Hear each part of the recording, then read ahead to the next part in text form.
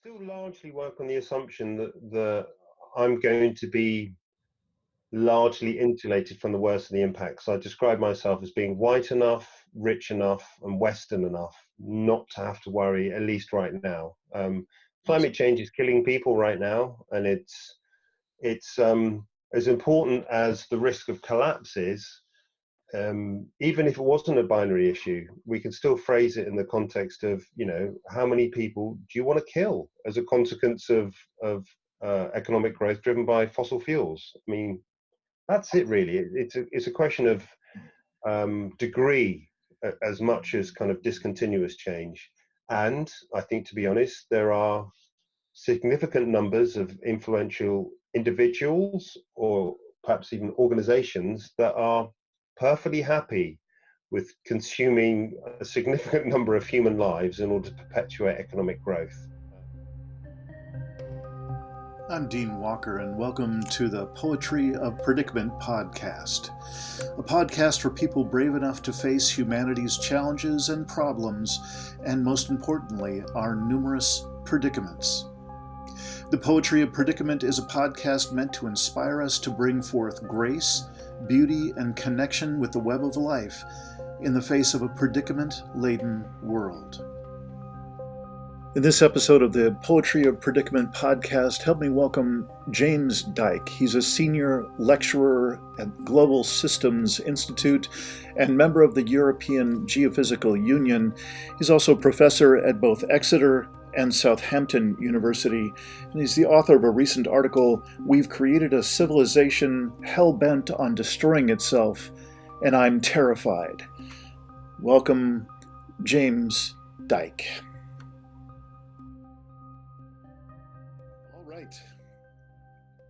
All right. I am really excited today in this particular episode of the Poetry of Predicament podcast to welcome James Dyke, an article author, first and foremost in my experience, but far more importantly, a scientist who knows his way around these conversations of collapse of systems, of the strain on Earth and human systems. And as we will find out, in addition to his academic credentials, a father as well. And so I look forward to getting on to the articles that drew my attention to Professor Dyke. But at first, I would like to welcome you, James Dyke, to the Poetry of Predicament. And I'd also request of you to introduce yourself as you would like to be known. I do have the biographical information on you, and I could read it, but it seemed like, it seemed unclear enough to me how or where your involvement is now in your academic career, and anything else you'd like to share about your career at this moment and what led you to this place. So if you would, James Dyke, would you please let us know who you are and what got you here? Well, thank you for inviting me. I'm very excited to be able to contribute to this, really excellent and certainly timely podcast series. I am currently based at the Global Systems Institute at the University of Exeter. I'm leading a master's program on global sustainability solutions. And I continue to be a visiting academic at the University of Southampton, where I was previously. My first job at the University of Southampton was in an Institute for Complex Systems. So I was interested in the mathematical and computational formulation of models that were looking at a whole range of physical, natural, and also human social systems. And prior to that, I worked as a research scientist at the Max Planck Institute for Biogeochemistry, where we did planetary scale modeling. I was working on a particular astrobiology project. So I've had a bit of a kind of mixed background. My common methodology has typically been modeling, using simulation to try to understand complex systems. with increasing interest in planetary evolution and how the emergence and evolution of life affects planets. And that led into my interest in, let's say, sustainability and climate change, because if you're interested in those kind of dynamics, you can't help but notice there's one particular species of primate which is having quite a large impact on the particular planet of Earth. So I think that's where I ended up where I am today. Well, thank you for that. And it's an impressive and unbelievably strong fit, what you've studied, where you've ended up in the academic world, and the systems knowledge that I see is needed on the planet. So thank you for that. Extraordinary. How would you like to be addressed? I would like to speak with you in a way that is appropriate. And so how do you like to be addressed? James works pretty well. James, good, thank you. So James, just before we get going, in terms of the articles that I was mentioning and anything else you would like to bring up, I'm wondering if it's a little bit difficult to imagine you aren't very familiar with the work of another sustainability leadership or sustainability of systems academic, Jem Bendell in the UK. Yeah. So I'm curious if we could just briefly visit his stance, because it seems like his writing just last year rocketed to a viral level that I haven't seen anything else come close to. And particularly his emphasis on the imminent and in fact the current nature of collapse of systems. I'm wondering how it seems to compare Jem Bendell's stance about the status of the world's systems, both human and Earth, and your own. Do you have a sense of a comparison, or have you given that some thought? Perhaps you've even spoken with each other. I don't know. So I don't know Jem, yeah. but I know lots of people who do, and lots of people talk about the things that I've written in the context of his work, and in particular that paper that went viral, the submission to a journal which he decided not to continue attempting to have published there, and sort of published as a preprint, which was his sort of part manifesto, part confession, part plea on how we as individuals, importantly, but then also collectively as a society, should be facing up to what he considers to be the imminent collapse in what we consider to be civilization. So I don't share his conclusions. So I don't share the conclusion that we are locked in to unavoidable civilizational collapse. So there are there's a degree, or there's a kind of a spectrum of pessimism when it comes to these sorts of topics. I think that on our current trajectory, we would be heading towards something that you would consider to be collapse. So if you look at the difference between, just in the context of climate change, the difference between 2 degrees Celsius and 4 degrees Celsius of warming, that's probably human civilization. We don't feed 9 billion people or even 11 billion people at the end of this century in a climate which could be 4 degrees Celsius warmer. I mean, we really do see the end of our globalized, industrialized civilization. But notwithstanding many of the things that I write, and certainly the things that I say, I still think there is a window of opportunity whereby we can get out of that trajectory. And of course, the longer that we wait, the harder the job and the smaller that window becomes. And so I must reflect on the possibility that I'm kind of invoking some sort of, denial mechanisms myself by being stubbornly optimistic, or at least refusing to give in or countenance the idea that really we've passed the event horizon. We often talk about the fact that the best time to decarbonize was 30 years ago, and we've just done nothing but delay, and now that delay can be called predatory delay. It's hasn't had any impact on global emissions of carbon dioxide, which is the only thing that matters with regards to global climate change. So there's been, year upon year of missed opportunity and kind of tragic farce with regards to our response to climate change. But I still grip with a cold hand the idea that I can see a route out. I don't know who's being more authentic, Jem or me. We will find out one way or the other. Unfortunately, we will.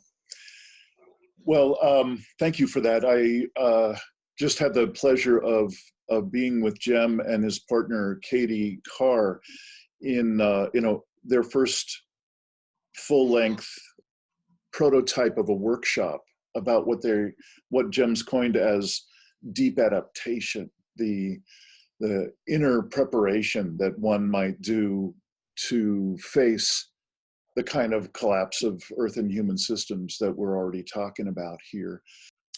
It was a real privilege to be there, a remarkably diverse audience in that workshop, and a real pleasure to be involved with people who were willing to take a sober, long, full frontal look at what's actually going on, and to be able to share very consciously broken open hearts with one another. It was quite extraordinary. If you don't mind, I would love to switch gears and just speak a little bit about some of the writing that really caught my eye a few weeks ago. And again, thank you for taking the time to speak with me about it and with us here on the podcast. I wanted to go back for just a second to 2016, to your article about the then pretty fresh for people like myself, just watching the news and particularly with the El Niños that had gone on and so on. There was a tremendous amount of ocean damage, and for that matter, because it's so intimately connected with everything else on Earth that you know far better than I do, it was an extraordinary time, roughly 2015, 2016, 2017, where it just seemed like there were non-stop waves of bad news of what was going on in the oceans, and particularly with the Great Barrier Reef and the extraordinary bleaching and then basically die-off of massive swaths of not only that, but other reef systems around the world. I'm wondering if you might just share a little bit about what had you write that, why was that enough of interest and focus for you that you decided to write that? And I'm curious if you might give us a little update, what you see now as you look in that same direction. Mm-hmm. Okay, so I suppose the motivation to write something about the Great Barrier Reef was I've done quite a lot of diving on coral reefs. In fact, pretty much all my scuba diving has been on coral reefs, and they are ecosystems that I still consider to be, just miraculous, really. I've always wanted to be an astronaut. I'm never going to get into space, but I think, scuba diving, hanging off some coral wall, 20, 30 meters under the surface of the sea is about the nearest I'll ever get to feeling like being in space, or maybe even visiting an alien planet, because these are just tremendous, ecosystems. So I've had a long interest in coral reefs and coral reef ecology, and I was hearing the news and looking at the research on the impacts of these extreme weather events, and also the other kind of drivers and impacts that just the Great Barrier Reef is subject to. So, generally speaking, the Great Barrier Reef is subject to two kind of main pressures. It's subject to significant temperature increases, and then in other regions, it's subject to significant dumps of effluent, such as sediment and sometimes even actual waste. And so through the process of either kind of clogging up these reef ecosystems or even bleaching them, literally bleaching them to death, it's being progressively destroyed. Mm-hmm. Now, prior to the 1990s, there were no observed mass bleaching events because the sea temperatures were never sufficiently high. So it was the monster El Niños of the late 1990s, and ever since for the last 10 years or so, we've been seeing these kind of bleaching events in other coral reefs in the absence of very strong El Niños, just because the baseline temperatures of the world's oceans are increasing. So there's an initial sense of kind of despair and anger, but then I think what precipitated the requirement, the feeling that I wanted to write something about it was an interview that I caught with the then Minister for the Environment, whose name I cannot remember, I'm afraid. And the minister was being challenged about the Australia's commitment to climate change mitigation, i.e. decarbonisation. And there was some discussion about how rapidly Australia can reduce its terrestrial emissions, how much it can quickly phase out the use of coal for generating electricity, for example. And it was put to the minister that the changes or the policies that were put in place to reduce Australian emissions were really going to be insignificant if the Australian government continued to support and actively promote the extraction and export of coal, because just on the land, quite near the Great Barrier Reef, you've got the Galilee Basin, one of the world's largest, well, certainly world significant deposit of coal, which, if we extract all that coal and if it gets burned, is going to have a significant impact on the climate, and therefore increase temperatures and then further destroy the Great Barrier Reef. And his response to this question of whether or not we should, or the Australian government should be supporting coal extraction and export, was essentially, well, if we sell the coal to China, because we don't burn it in Australia, if we sell it to China, they don't have to burn it. It's their it's their responsibility for the carbon that gets emitted. They could just as well, I presume, spend millions of dollars on coal, ship it to China, and then dig a sufficiently large hole and put it in that hole and then bury it up again. But the fact that they don't do that, the fact that they put it in their power stations and then use it to generate electricity, means it's their fault, it's their responsibility. But of course, the thing about global climate change, it doesn't matter where the coal is burnt. It could be, Beijing or Brisbane, it affects the global climate. So on the one hand, seeking to make significant reductions in Australia's carbon emissions at the same time as promoting the extraction, export, and therefore burning of coal makes no sense whatsoever. Right. And then further to that, in order to help accelerate this export of coal to China and India and maybe also Japan, they proposed developing and extending some port facilities right by the Great Barrier Reef, such that the dredging operations were risking destroying the local portions of the reef by either dredging up the sea surface or dumping significant amounts of sediment, which would choke the reef. So you had this kind of perfect storm where you've got one of the great wonders of the natural world. I mean, once it goes, and it is going to go, I'm afraid, we're never going to see this again. It's certainly in our lifetimes, and maybe over the time scales of thousands of years. And who knows, maybe not ever. All conspiring through just the short-sighted kind of just rank stupidity of people who are essentially motivated by bucks, right? The reason we dig the coal up and we export it is nothing more than money. So James, it was a mixture of emotions, which led to me wanting to write something about it. mm-hmm. May I stop you for just a moment? There was something that you just mentioned a minute ago that I didn't follow. It was, I'm sorry, I barely remember. It was something like you were putting it into a time frame that might extend out hundreds or maybe even 1,000 years. And I'm sorry to hear what that was referring to. Would you mind recapping Sure. that? Yeah. So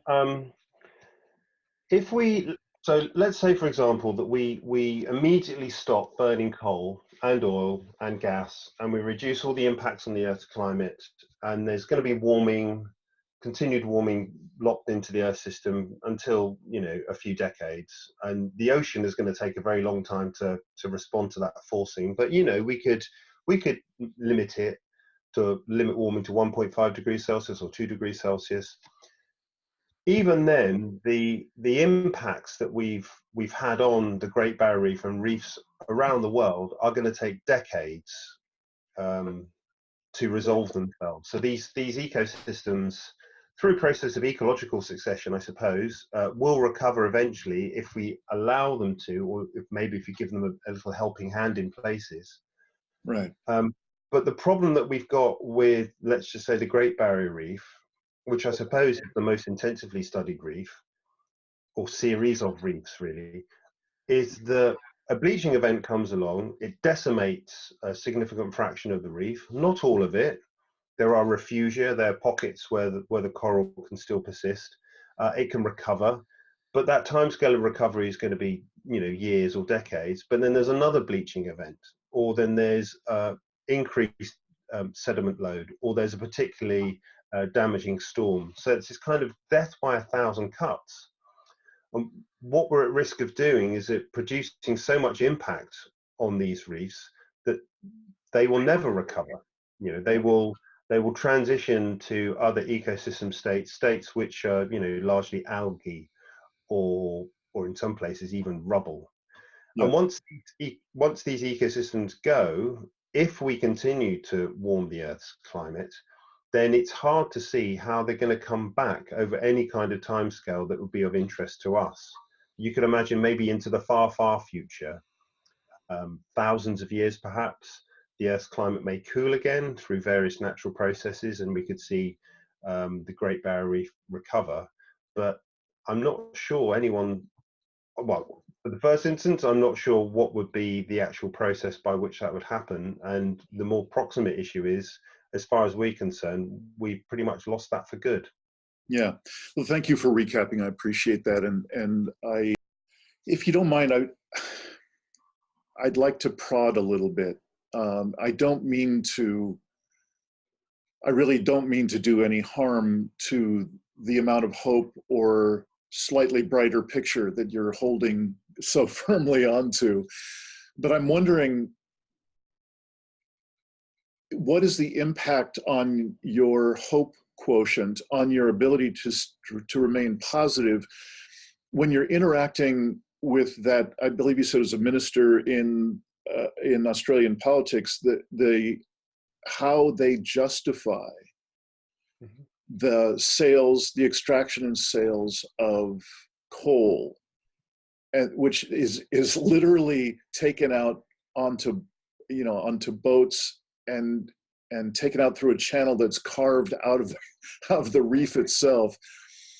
That level of irony and of tragedy, mm-hmm. I just want to revisit that for a moment. And when I hear that, just that one anecdote alone, I need to slow down. I notice that there's a tension in my chest. I don't breathe as deeply. I start to feel a clenching in my jaw with some anger.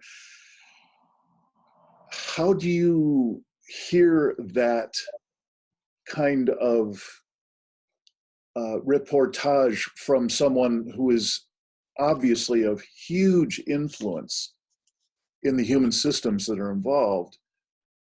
how do you hear that and maintain that firm grip on your hope quotient? Mm. So I think satire helps Okay. because I mean these things write themselves. I mean, in a UK context, we have the situation where the kind of the Minister for the Environment has through various bits of legislation and laws, has a legal requirement now, a legal requirement to essentially decarbonize the United Kingdom. We have to. Just recently, there was lots of excitement because the government set us on the path towards net zero by 2050. Maybe we'll talk about what that actually means later. But it's there in law. So the Minister of the Environment, he is legally responsible to decarbonize the country. He is also, through an earlier piece of legislation that this government enacted, legally obliged to maximize the extraction of oil and gas from the North Sea oil fields for those hydrocarbon deposits, right? Oh my God.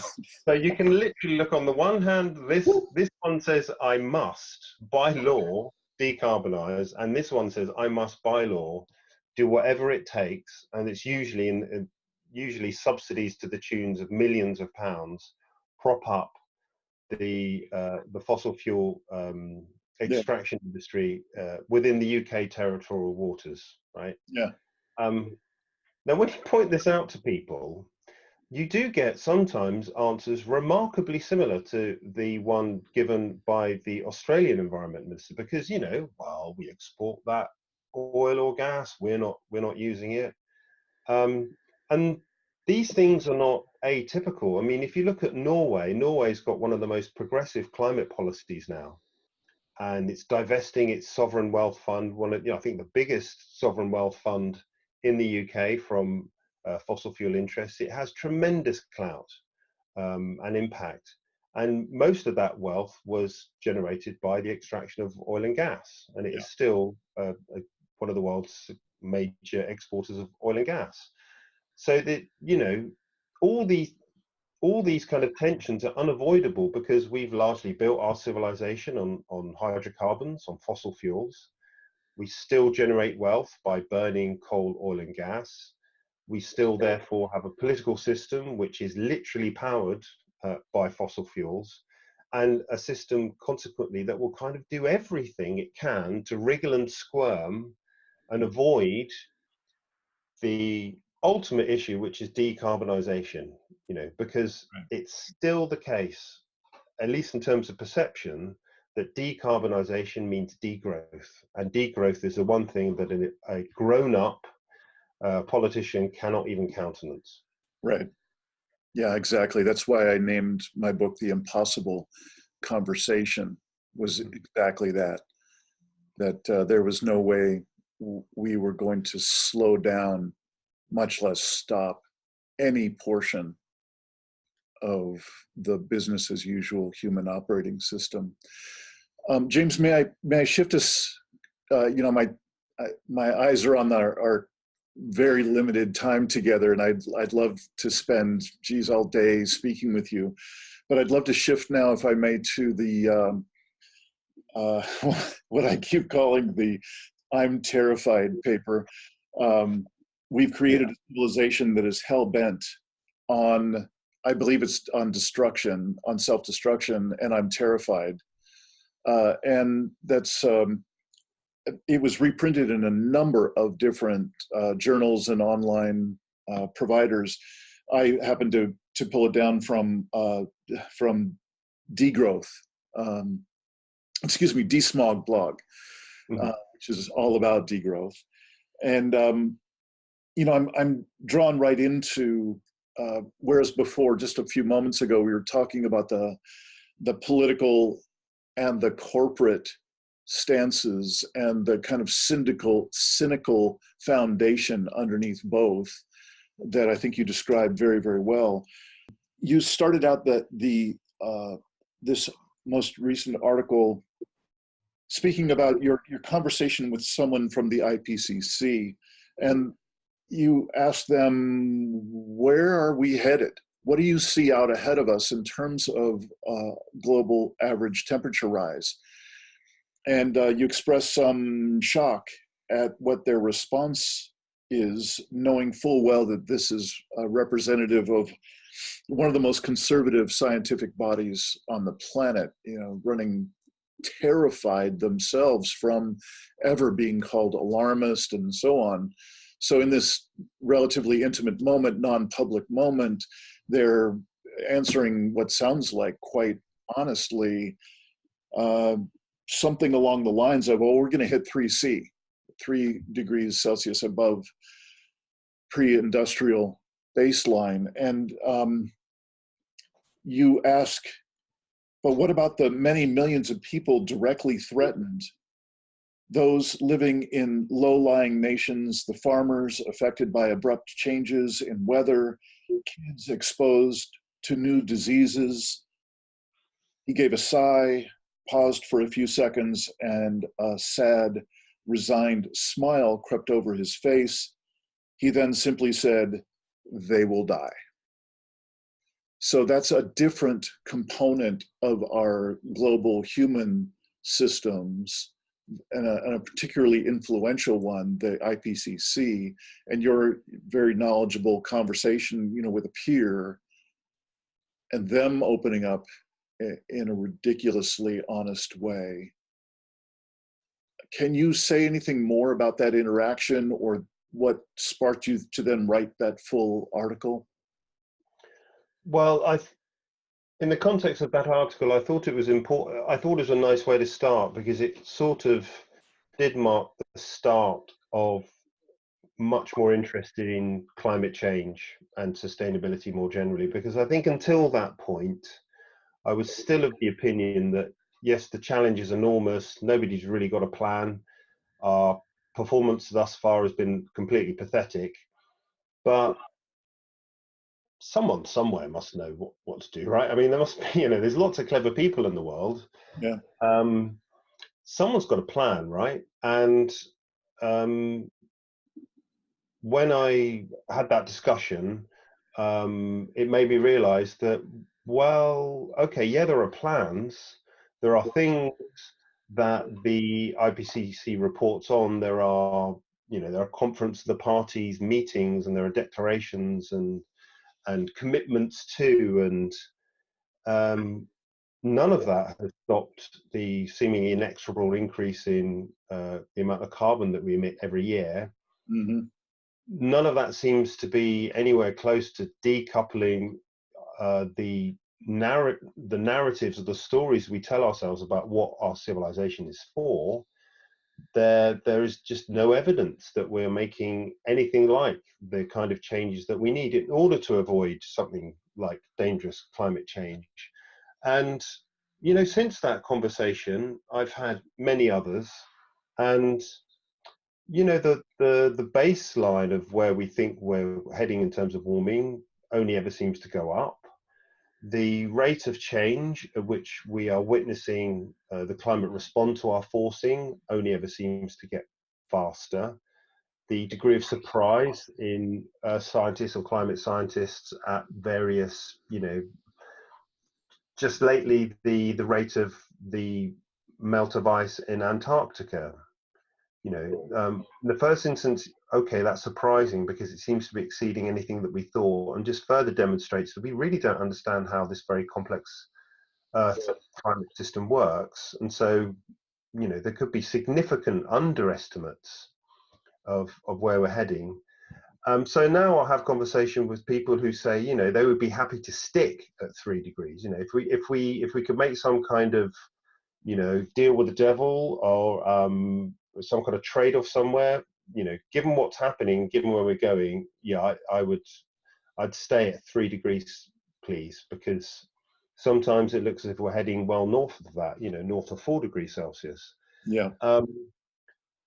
So that's taken some time to process, and I suppose it is, and it's also made me look differently at the work that I see published, the stories that are told, the kind of the narrative that we're telling ourselves in journalism, online print journalism, but then also in academia itself. I think academia is a very strangely conservative environment, and there is, I think, quite significant pressure to always, not be seen as alarmist, to always maybe sample or at least emphasize the side of the distribution which seems to be, lower warming or lower forcing, with notable exceptions such as, Jim Hansen or John Schellenhuber.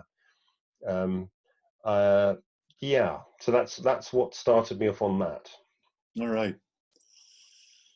Well, thank you. And further down in that article, you mentioned about the term the technosphere, which I think is a rather clever way to talk about that aspect of what's now frequently called the Anthropocene.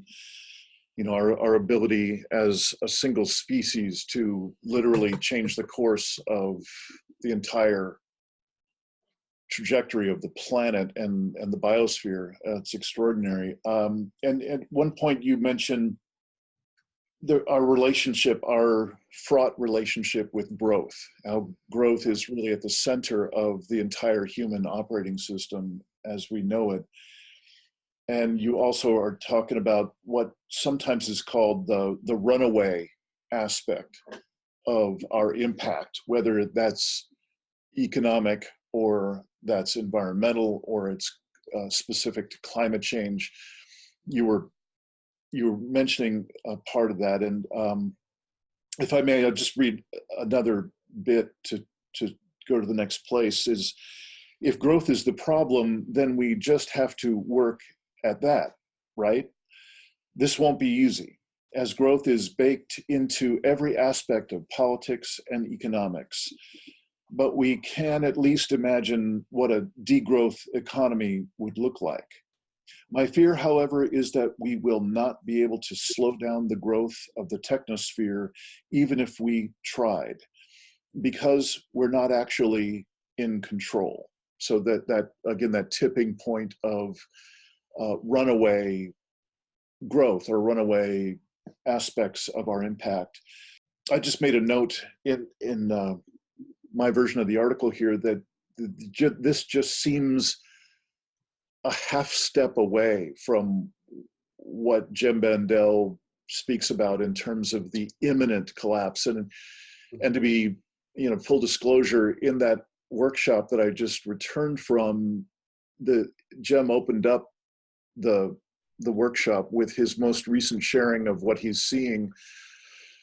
And it certainly agrees with everything that I'm aware of, is that it's not just imminent, it's actually going on. It's just in the more privileged countries, we don't have to feel it. We can choose to ignore it, that we are actually in it. And that really put a somber but important and an extraordinarily valuable direction into that workshop. And for that, I'm very, very thankful. It made it all the more valuable for me. And if I may, I'd like to use that as an opportunity to just shift to perhaps a final direction for us as we're talking together. Because as I mentioned in the very beginning, you are indeed a father as well as all of the other substantial roles you play. I have the privilege of working with a great number of people from different walks of life. And one of the most consistently challenged in an extraordinary way, I wish I had some sort of more poetic way of putting it. The people I see that are most deeply challenged when they are parents who are aware, somehow to some degree collapse aware in these times.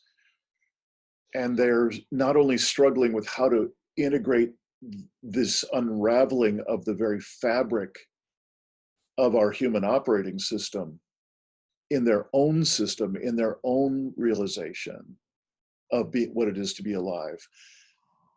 But on top of that is, how on earth do I find a way to open that conversation up to my children?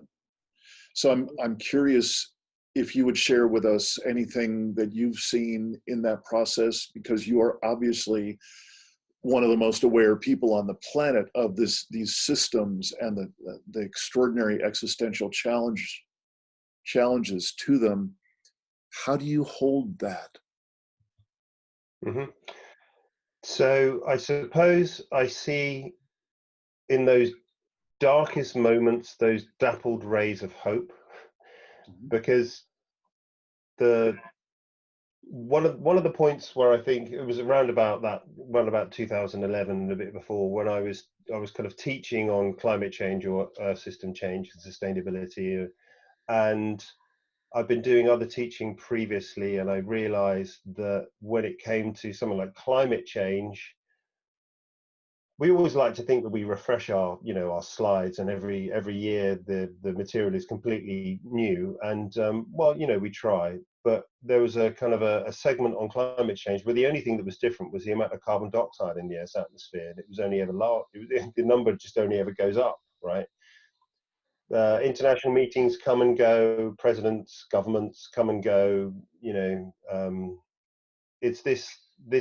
I was just teaching a class of undergraduates, so these first years, I think. So there must have been about 19 or 20-year olds, and I just felt that we just completely failed them. Previous generations have utterly failed them. Their entire life. I mean, these guys were born um, around the year 2000, maybe just a little bit before 2000, and for their entire life they have been told that climate change is obviously one of the greatest risks that humanity has ever faced. And every year when they celebrated their birthday and they put another candle on their birthday cake, it was just testament to yet more carbon in the Earth's atmosphere and continual delay of inaction. And so on the one hand, it's completely understandable how skeptical they are, how cynical I think at times they are when they hear the rhetoric about climate change, certainly from governments or maybe just older people. They just don't trust us, right? Mm. Because we've been saying this shit for years and we're not doing anything about it. Yeah.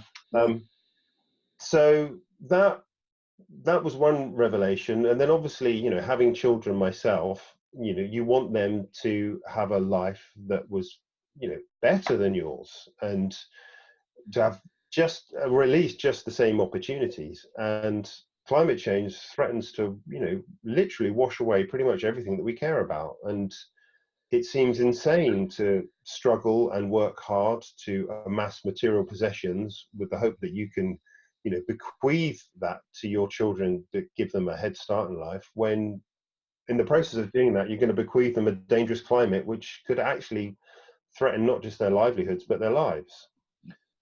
So all these are the kind of very kind of proximate. I use that word quite a lot. They're close. They're visceral ways in which I can see the continued inaction on climate to be affecting the things that I obviously care about and the things that I love. But at the same time, I am fortunate to work. I mean, my job is I work with young people through education. Mhm. And so, Greta Thunberg and the school strike for climate and Extinction Rebellion, I don't know what that's going to do, but I think the very first thing I think it's doing, or at least demonstrating, is that the kids don't buy this anymore, right? They've seen through this kind of fairy tale we've been telling ourselves for the last few decades, which invokes an awful lot of magical thinking about how we're going to avoid making either very, very difficult decisions or things are going to go really bad. And I think that just they can really see it for what it is. And you've got a generation now which might literally be facing, if not destitution, then destruction. Now that's going to be very, very scary for older generations or anyone that's got equity or vested interest, because you've got younger generations who, literally, what have they got to lose? Mhm. Maybe nothing, right? And if you really believe that, that doesn't necessarily mean you have to just to revert into a form of nihilism or despair. You might get angry and want to do something about it.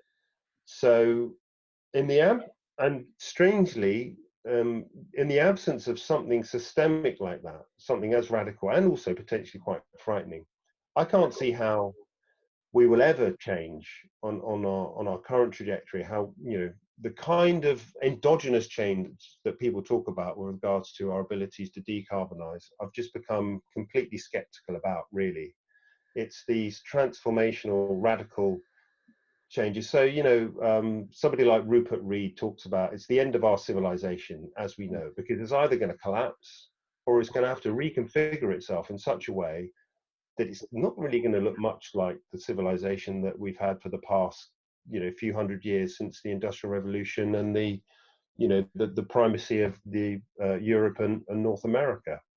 So change is coming, and it's going to be everything that change is: unsettling, frightening, dislocating. But if it's a change that's going to be led by younger people, then that's a kind of change that I'm not only optimistic about, but I could be quite happy to get behind and help. You know, I'm inclined to just acknowledge you right at this moment for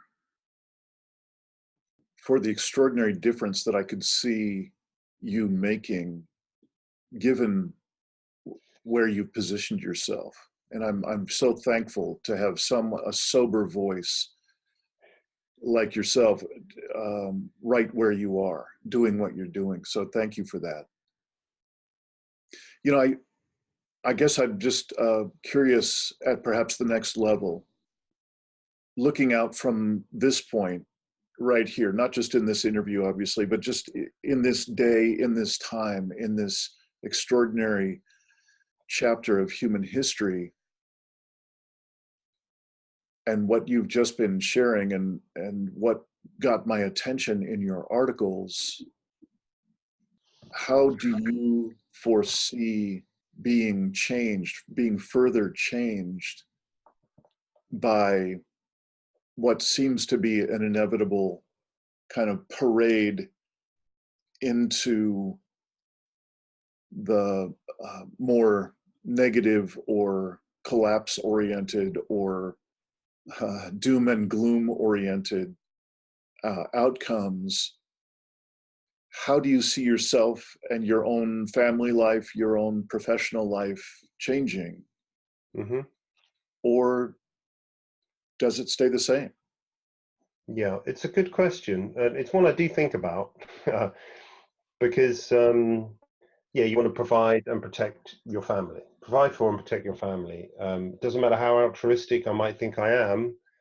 Yeah, I'm strongly programmed to prioritize them pretty much above everybody else. Yes. So I still largely work on the assumption that I'm going to be largely insulated from the worst of the impacts. I describe myself as being white enough, rich enough, and Western enough not to have to worry, at least right now. Climate change is killing people right now, and it's as important as the risk of collapse is. Even if it wasn't a binary issue, we can still phrase it in the context of, you know, how many people do you want to kill as a consequence of economic growth driven by fossil fuels? I mean, that's it really. It's a question of degree as much as kind of discontinuous change. And I think, to be honest, there are significant numbers of influential individuals or perhaps even organizations that are perfectly happy with consuming a significant number of human lives in order to perpetuate economic growth. There's interesting reasons why I think that might be, but uh, yeah, I don't want to go into those details right now, but I just think, you know, I think I've got evidence on my side when we look at that. So personally, in terms of the changes that I see over the next, I don't know, am I going to be around for another 40 or 50 years? Well, you know, worst case scenarios of climate, there could be significant dislocations, even in the country like United Kingdom. You know, issues of food security, migration, particular kind of impacts of extreme weather events. But even then, I think the United Kingdom has got sufficient assets, even if it eroded all through those assets quite rapidly, that it could largely insulate its citizens from the worst of it. And then maybe in that kind of worst case scenario, the best case outcome for me is that, before I die, I'm pretty much okay, and the causes of death were natural, let's say. But I wouldn't fancy my kids or younger generations' chances, right? So I think it's in many respects, it's not about me, because I think I've done okay. Thank you very much. And I am still largely insulated. The and the other thing to talk about in that context is there is this massive disparity between who produces the impacts and who's going to experience the impacts. I mean, that's largely why we have the problem. I mean, sometimes people ask me, why can't we just deal with this problem like we dealt with the problem with chlorofluorocarbons and ozone depleting substances? And I think the reason is because that was easy to establish in the link, and the impacts were going to be on North American citizens and Australasian citizens and maybe some citizens in Northern Europe, the citizens of the nations that were largely responsible for the problem. You can see damn well how quickly they fixed that one, right? The problem with climate change is, I mean, it's a much more complicated problem, but there is this big disparity about who's going to suffer or who is suffering. And there is still this feeling that we can outrun the consequences of our actions. I mean, I talk to many people and they just assume that the appropriate response to climate change is more economic growth because we can produce more innovation to make like machines that will suck the carbon out of the Earth's atmosphere or something, or we'll be able to adapt faster. Or the argument that some developing nations need to emit even more carbon is because they need to adapt in order to increase their resilience and decrease vulnerabilities to climate change. It's literally seeking to outrun our impacts, which is, kind of crazy, and can only really make sense when you have that particular growth mindset. If you think growth is going to solve all of humanity's problems, including the problems caused by growth, then what other solutions do you have? You can't. You just can't countenance. I mean, one very short anecdote. I once had dinner with an economist from the European Central Bank, and his job, all central bankers' job, is to manage inflation in order to ensure that the growth of economies doesn't, produce hyperinflation, which can be damaging. And I asked him, how would you manage a degrowth? Because we're talking about climate change. It's really hard to decouple emissions from growth. So let's degrow economies. And smoke came out of his ears. He just couldn't. How would that work? And it was such an interesting conversation because he was working it through. He was saying, okay, so we would have to manage the devaluation of the currency. The whole. I mean, it's kind of a theology of growth. That whole system to be inverted in such a dramatic way. Which is, I think, one of the reasons why I'm quite pessimistic about degrowth arguments sometimes. It's just, there's no reset for our global civilization. We can't turn it off and then turn it on again, which is what we need to do if you want to kind of bring it back with a degrowth mentality, or at least not a growth above all mentality. So that's a very long and rambling answer, but I think to summarize, again, I'm open to the charge of that I personally am in denial about what climate change or exceeding the other planetary boundaries may mean to me. I think there's this important difference in impacts, and also perhaps to offer something more optimistic is that if we could just get away from making it either about ourselves individually or even us as a species, then that might be the best route out of what I consider to be this, this insatiable technosphere. Because at the moment, we might be laboring under the misunderstanding that somehow it's for us. And I'm not entirely sure it is, right? I'm not entirely sure that this civilization that we've built really has our best interests at heart. But we continue to think that humans are central, human agency is central to that. So sometimes I do worry that we're just not talking about the right things, that we're focusing on the wrong things, strangely enough. And that's a bizarre thing to say because, well, then if it's not us, who the hell is it, right? But that's, I think, a perverse way in which sometimes I remain optimistic, because if there's a completely unexplored level of analysis, well, then that means that they could offer essentially like another dimension into the problem. Yes. Yeah. Don't ask me to flesh that out right now, but yeah, I'm working on it. But it's I think that's something that I would like to pursue at least. Yeah. Well, if I may, I'd like to suggest that we stay in touch, because that last point that you're making is core to the second book that I'm now in the middle of writing, with a workbook that goes with it. And the entire basis of my body of work, and particularly the book and workbook, is that what got us into this predicament is our disconnection from every source of meaning in a human life: deeper self, each other, earth, and everything about the workbook, everything within the context of the source book itself, is based on the one thing that there is to do at this very, very late point, is to reconnect ourselves with those sources of meaning.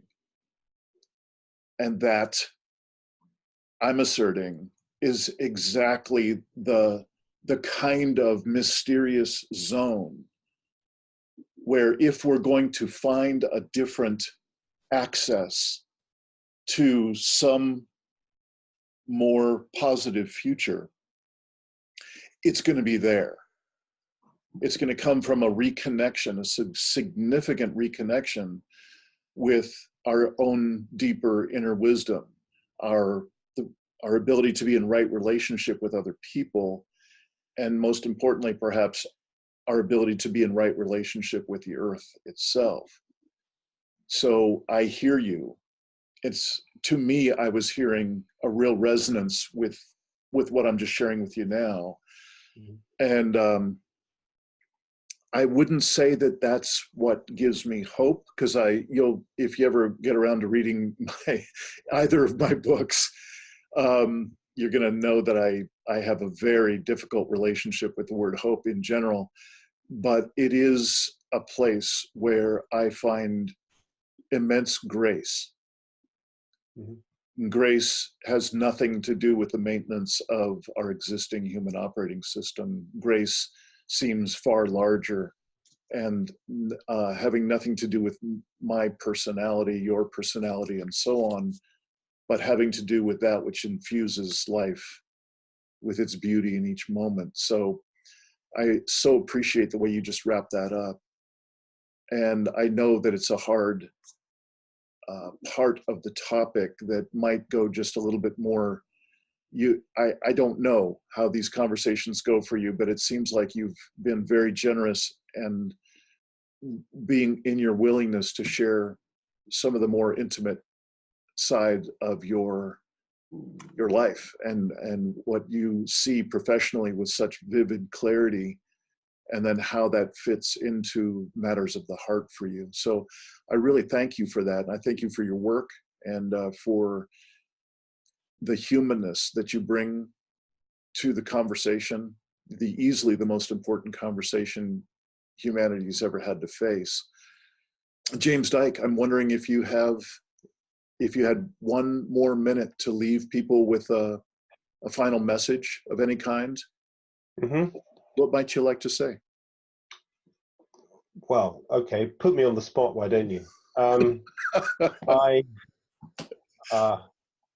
Okay, just a random, just so happened today. It just so happens that today I interviewed the chairman of something called the Committee on Climate Change, which is the official advisor to the UK government on matters on climate change. And every year it writes a report on how well the UK government has done.